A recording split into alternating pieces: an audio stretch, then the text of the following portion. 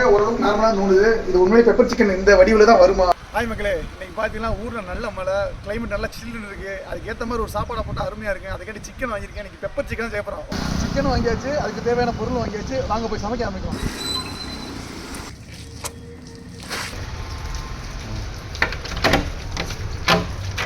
First கறியை கழுவிக்கலாம்.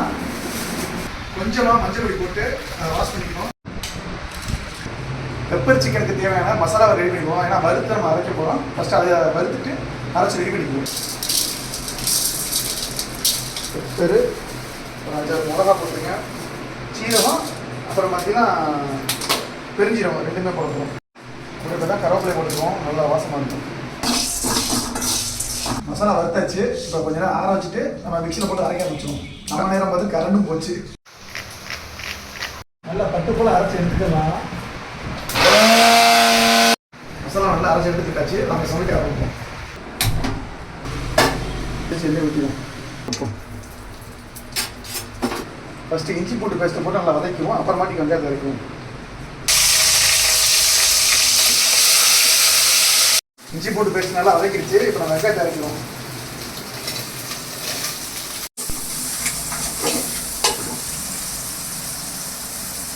கடைக்கு சாமான் பெட்டியில் இருக்கும் அந்த கயிறு, அதை வச்சு யூஸ் பண்ணி செஞ்சுருக்காங்க. இது எப்படி நீங்கள் பார்த்து கமெண்ட் பண்ணுங்கள். வெங்காயம் நல்லா வதக்கிடுச்சு. இப்போ தக்காளி போட்டுக்கலாம். தக்காளி நல்லா வதக்கிடுச்சு. எண்ணெய் பிரிஞ்சு வந்துடுச்சு. நம்ம கறியை போட்டுக்கலாம்.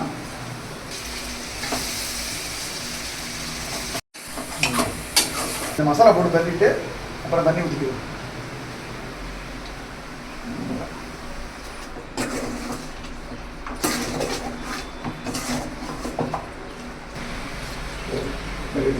தண்ணியை ஊற்றி மசாலா நல்லா பண்ணியாச்சு. இப்போ ஒரு 10 நிமிஷம் வேலை விட்டுருவோம்.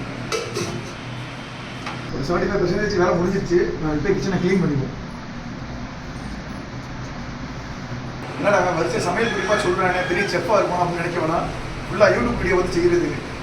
இந்த ஸ்டெப்பி அக்கா வீடியோ, அப்புறம் இந்த இளையங்குடி பாய், இந்த பகுதீன் பாய் எல்லாம் வீடியோலாம் பார்த்து தான் நம்ம ட்ரை பண்ணிக்கிட்டு இருக்கோம். இதோட சுவையை கூட்ட நம்ம கூடுதலாக கொஞ்சம் மல்லித்தலை போட்டுக்கணும்.